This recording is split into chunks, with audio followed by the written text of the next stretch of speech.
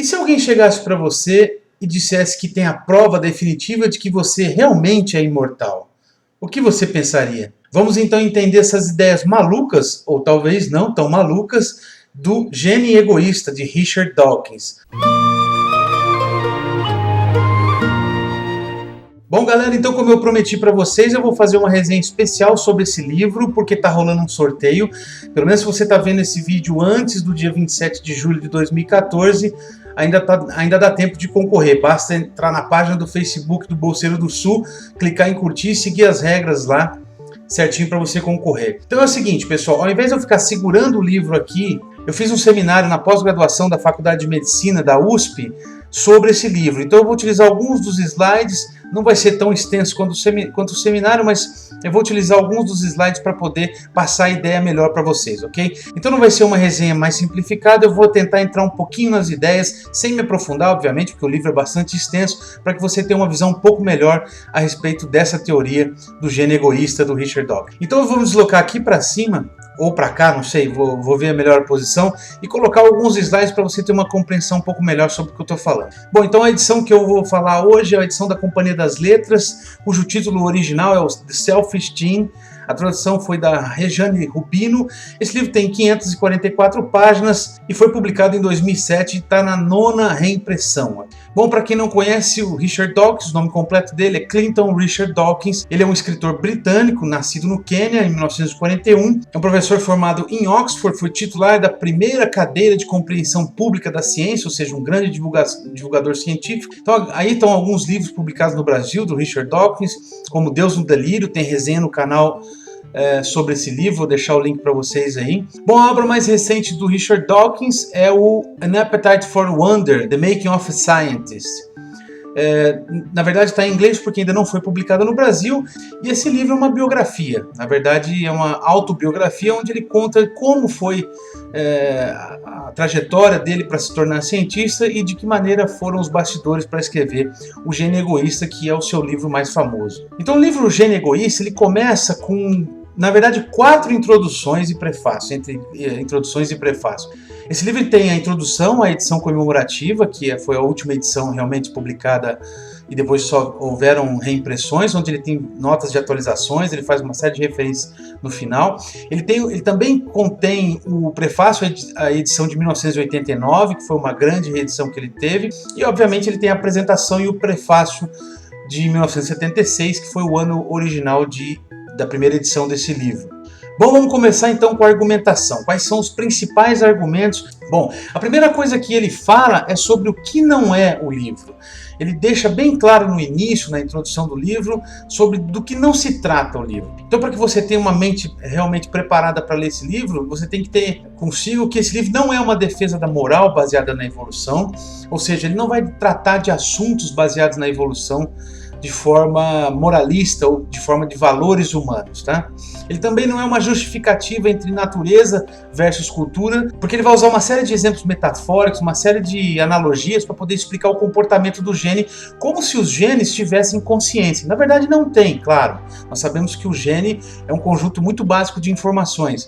Então, dá a impressão de que os genes ou de que os animais têm consciência ou valores morais. Na verdade, são só linguagens, são só recursos figurativos para tentar explicar o comportamento. Então, pode ser que o leitor não se esqueça disso e acabe achando que ele está especulando. E ele lembra o leitor várias vezes disso. E também não é um relatório sobre o comportamento humano ou de qualquer outra espécie, apesar de dessa ser uma das principais áreas de atuação do Richard Dawkins. Então o que ele propõe realmente é uma nova perspectiva para uma teoria que já existe. E o que ele propôs com esse livro foi o desenvolvimento de uma nova abordagem ortodoxa em cima do neodarwinismo, em cima do darwinismo. Então ele faz uma analogia de perspectiva como se fosse olhar para uma figura como essa, como esse cubo aí, chamado cubo de Necker. Imagina então que você está observando um cubo.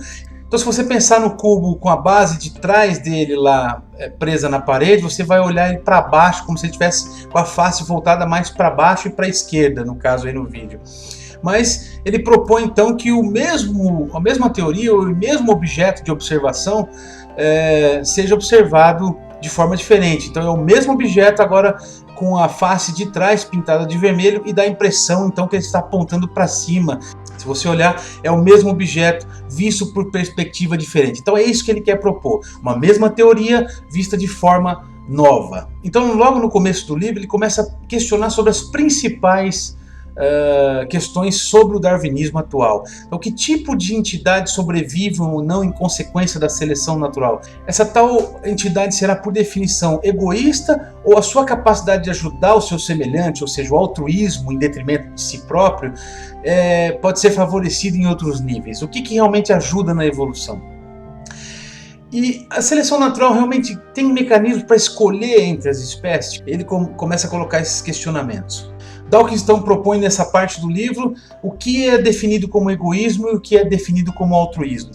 Então, se as espécies que apresentam esse egoísmo têm esse mecanismo egoísta dentro dos seus genes, essa programação egoísta, como explicar o comportamento altruísta em determinadas espécies? E ele ressalta que o enfoque comportamental não é subjetivo, ou seja, não é considerado nesse caso a psicologia das motivações, se é bom, se é ruim. Na verdade, é simplesmente o instinto egoísta ou o instinto altruísta. É bom deixar isso bem claro.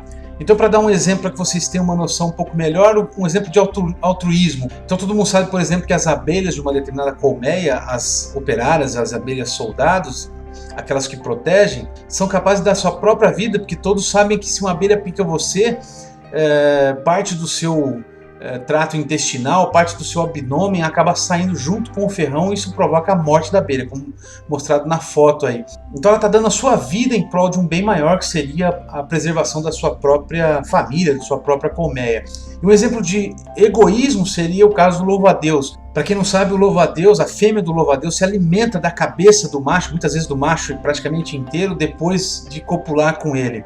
Isso é um exemplo de egoísmo tremendo, né? Ela não quer saber se isso vai ser ruim para o macho ou não. Obviamente é muito ruim, mas ela come a cabeça do macho assim que ela acaba de copular. Então, de louvar a Deus, esse bicho não tem muita coisa não. Bom, depois do Dawkins citar vários exemplos de egoísmo e altruísmo dentro dos animais, ele inclusive é bastante prolixo, ele dá dezenas de exemplos para poder explicar uma determinada ideia.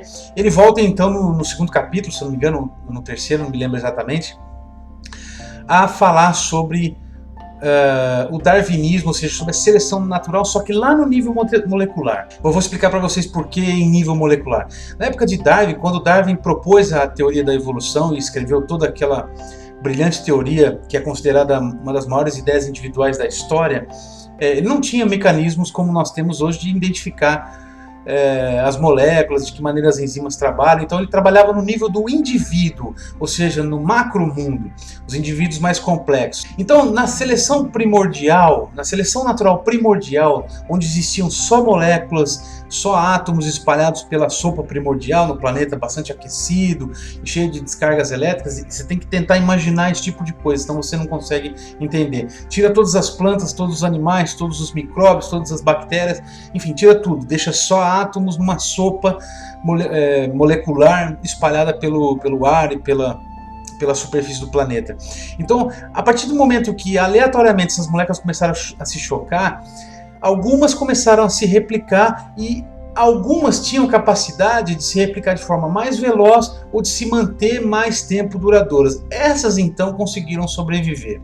Então, só como curiosidade, eu coloquei esse slide, obviamente não dá para ler nada, nem eu consigo ler nesse tamanho, mas dois cientistas em 1959, chamado Miller e Urey, fizeram um experimento onde eles colocaram um recipiente com líquido, colocaram algumas moléculas inorgânicas simples dentro desse recipiente, aqueceram ele e dispararam descargas elétricas, simulando aquela condição primordial e as primeiras tempestades que o planeta sofria, as grandes tempestades elétricas que o planeta sofria. Nessas condições equilibradas, algumas semanas depois, eles conseguiram observar que algumas moléculas orgânicas tinham sido formadas. Aleatoriamente, algumas moléculas mais complexas tinham sido formadas. Então, avançando agora um pouquinho no livro, eu gostaria de mostrar um argumento interessante de como Dawkins mostra, como ele explica de que maneira o código genético, de que maneira a informação genética consegue se perpetuar, de que maneira ela sobrevive às sucessões das gerações que se desenvolvem. Só para lembrar um pouquinho vocês do ensino médio, ou para quem está fazendo e não chegou ainda, numa divisão celular, para se formar os gametas para reprodução, o código genético é dividido em dois, né? Nós temos metade do nosso código genético vem da nossa mãe e metade do nosso genético vem do nosso pai. Para que a gente não tivesse o código duplicado, então no momento da formação dos gametas, masculino e feminino, do óvulo e do espermatozoide, esse código genético é dividido ao meio, tá? E é aleatoriamente dividido ao meio. Então, através dessa divisão chamada meiose, nós temos o código dividido ao meio. Então, imagine só, um pedacinho de código genético, vocês estão vendo aí, tá? Desconsidera essa palavra cistron, tá? Cistron, na verdade, é a determinação de uma parte do código genético que delimita uma seção genética. Mas esqueçam por enquanto essa palavra cistron. É só o começo e o final do gene, ok? Então imagine esse trecho de código genético que contém 6 genes, tá? Cada um é representado por um grupo de quadradinhos que seriam os códigos genéticos do DNA, delimitados por cores aí. Então, como é que funciona a longevidade de um determinado código genético passando de geração em geração? Por exemplo, na primeira geração, quando ele é dividido de forma aleatória. Então aquele gene número 6, ao ser dividido, ele já desaparece na segunda geração. Então aquele código genético já deixou de existir logo na segunda geração. E ao longo das gerações, por exemplo, na divisão entre a segunda e terceira geração, mais genes vão sendo divididos. Então aquela informação genética, como você vê aí da segunda para a terceira geração, é dividida, ao passo que os genes menores vão escapando dessa divisão, né? Então, por exemplo, mais um exemplo aqui, da terceira geração para a quarta geração, a divisão foi feita entre os genes 4 e 5 e eles continuam vivos ali nas gerações novas. E assim por diante, por exemplo, entre as gerações 4 e 5. E aí então os mais atentos podem pensar, bom, se um conjunto tão pequeno de informação tem a capacidade de se perpetuar ao longo da história genética de uma determinada espécie, como é que essa informação tão pequena pode gerar organismos tão complexos como um elefante, como um ser humano, como um pássaro colorido, enfim, como um peixe? Como que essas espécies conseguem ser formadas por informações tão pequenas? Dawkins então usa a analogia de um barco de competição de remo, onde cada posição de cada remador seria um gene especificamente. Dependendo da posição que um determinado remador é colocado em um local, na frente, atrás ou no meio, o sucesso daquele barco será maior, porque aquela pessoa é melhor numa determinada posição. Por exemplo, um remador A pode ser melhor na posição 3 ou 4, ao passo que o remador D pode ser melhor na posição 1. Então, só para ilustrar para vocês aqui, vou mostrar uma das primeiras imagens de alta resolução da espiral da vida, que é chamada espiral da vida, que é a espiral do DNA. Um cientista italiano chamado Enzo de Fabrizio e toda a sua equipe, seus colaboradores, em 2013 conseguiu fotografar em alta resolução o DNA. Tá vendo? Essa fita aí que vocês estão vendo é o DNA e ali uma imagem em alta resolução do DNA espiralado, condensado ali. Como é que ele fez isso? Não vou dar detalhes, se vocês procurarem pelo nome Enzo de Fabrizio na internet, vocês vão encontrar vários artigos mostrando como ele fez isso. Mas se vocês olharem na figura B ali, vocês vão ver um filetinho, que é o filete de DNA. Eles conseguiram esticar o DNA entre duas hastes dessas. Isso aí é tudo nanométrico, né? Tudo nanotecnologia. Eles conseguiram então esticar o DNA entre duas hastes dessa aí e através desse buraquinho no meio eles conseguiram iluminar o DNA e por baixo então colocar a câmera e fotografar. Bom pessoal, para falar do próximo argumento eu preciso dar uma definição bastante simples aqui, mas é importante que você tenha em mente aí para poder entender. Então, do que se trata investimento parental?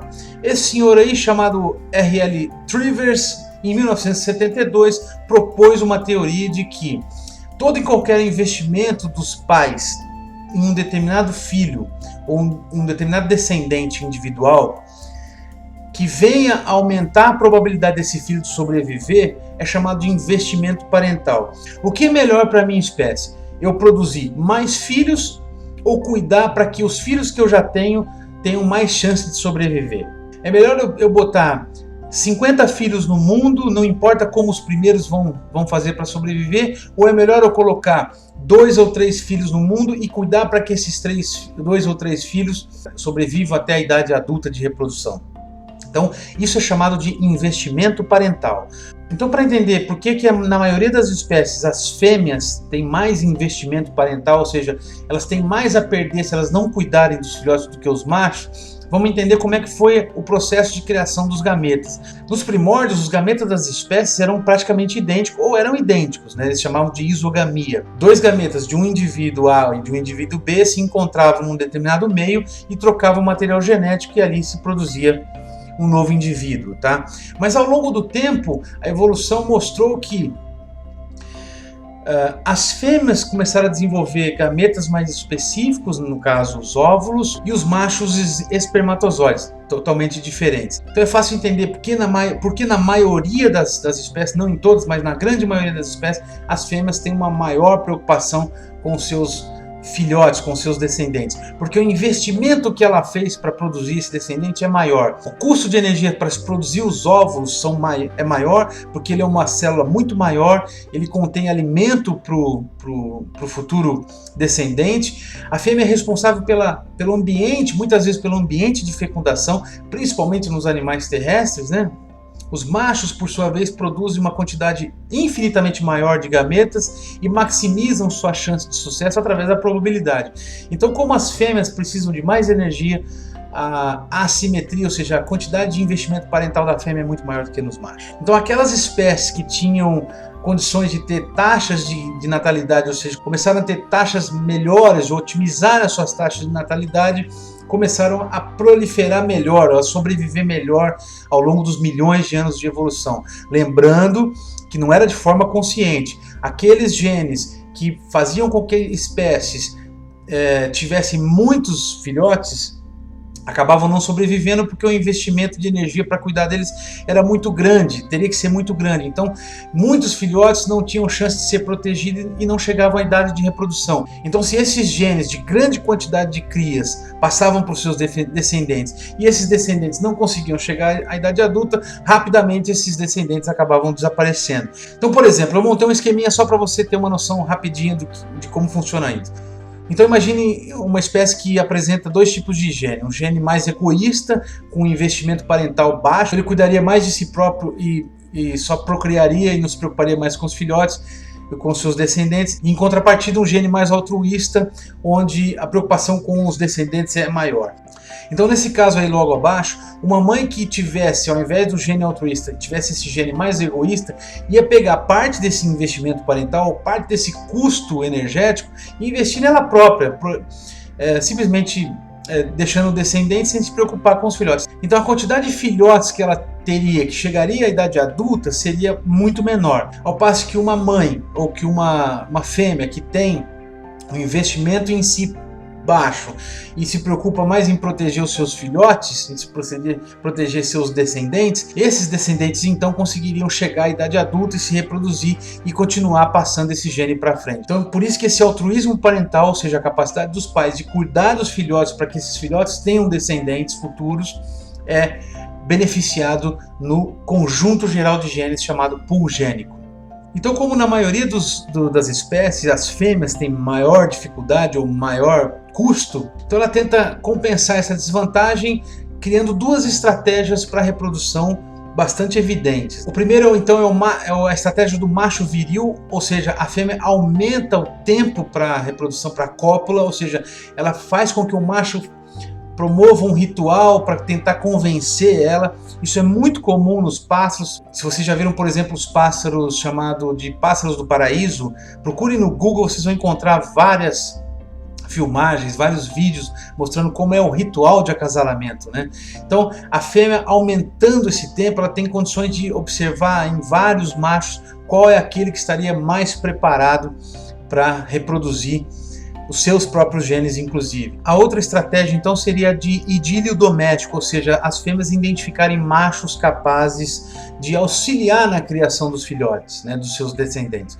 Exemplos claros disso ocorrem nos peixes, nos pinguins. Então, são 2 estratégias que as fêmeas desenvolveram para encontrar máquinas de sobrevivência mais eficientes. É bom a gente sempre lembrar disso. Estamos falando de seres vivos como máquinas de sobrevivência do gene. Bom, obviamente eu resumi muita coisa sobre os argumentos biológicos que o Dawkins coloca no livro, mas ele vai além em relação à evolução. Pela primeira vez, em 1976, é nesse livro que o Dawkins propõe que será que a cultura da espécie humana, por exemplo, também está sujeita à seleção natural? Ele pega os conceitos de seleção natural e extrapola isso para a cultura. Sai da natureza biológica dos seres vivos e vai para a cultura. É criado então, pela primeira vez, o conceito de meme. Para quem não sabia de onde vem a palavra meme, que todo mundo adora usar no Facebook, por exemplo, foi justamente nesse livro do Richard Dawkins, O Gene Egoísta, que foi proposto pela primeira vez o conceito de meme. Meme, então, seria uma informação cultural, um trecho de informação ou uma determinada ideia que é passada de geração para geração. Ela sofre modificações, sofre processo evolutivo, da mesma forma que a seleção natural atua sobre os animais, e ela então é perpetuada através das gerações. Por exemplo, o conceito de Deus. Não vou levar em consideração aqui se você acredita ou não, estou dizendo só os argumentos do livro. O conceito de Deus seria um conceito de meme. Independente se ele existe ou não, é um conceito passado de geração para geração e sofre modificações ao longo do tempo. As religiões seriam memes, são considerados memes extremamente complexos. Teorias e leis científicas, músicas, poesias, enfim, todo esse tipo de informação compartimentada em um determinado assunto ou numa determinada característica seriam conceitos de memes que sofreriam seleção natural da mesma forma que os genes. Muito interessante essa ideia, é realmente revolucionária.